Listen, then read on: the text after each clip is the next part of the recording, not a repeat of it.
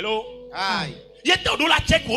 Il faut bien voir la source de la fondation. Je suis ici de quelle famille? Qu'est-ce qui se passe dans sur les membres de la famille?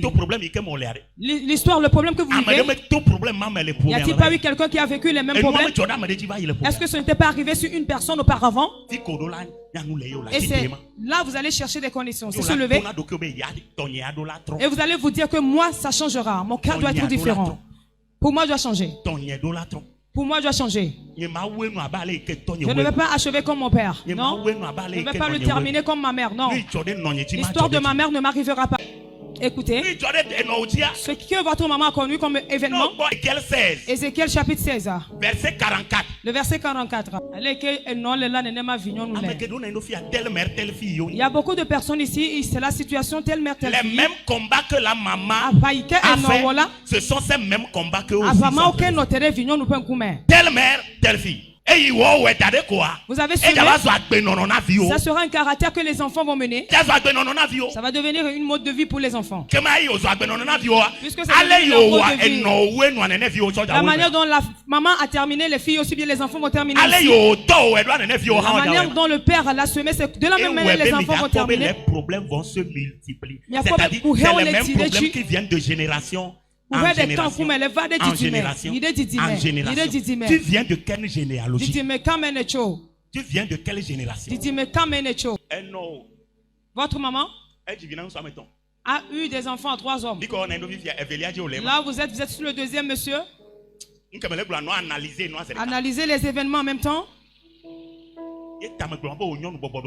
C'est pour cela que je vous dis, femmes, soyez soumises dans le foyer. De personnes, ils vivent des situations aujourd'hui. Ce n'est pas eux qui ont commencé, ou bien ils ont fait le mal, mais c'est ce qui se trouve dans la famille. L'image de la famille. C'est ce qui se trouve dans la famille. C'est ce qu'ils font dans la famille. C'est leur vie dans la famille. Dans la famille, nous les femmes, nous ne sommes pas soumises. Mes tantes, paternelles, maternelles, les frères de mon père, elles se sont mariées, elles ont eu des enfants, elles sont revenues rester dans la maison familiale. Elles sont dans la maison familiale. Et le pire de tout ça, vous allez voir que ces tantes-là vont établir, vont faire la loi. Galate 3, verset 1. Galate 3, le verset 1 dit: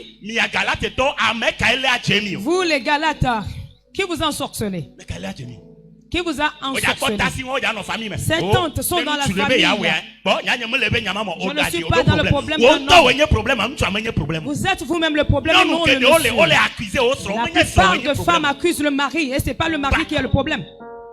Parce que avant que l'autel puisse agir, il pourra traverser, peut passer par l'homme, le mari pour travailler, ou bien par les enfants pour agir. Ou bien il pourra passer par vous-même comme ouverture, porte d'entrée pour agir.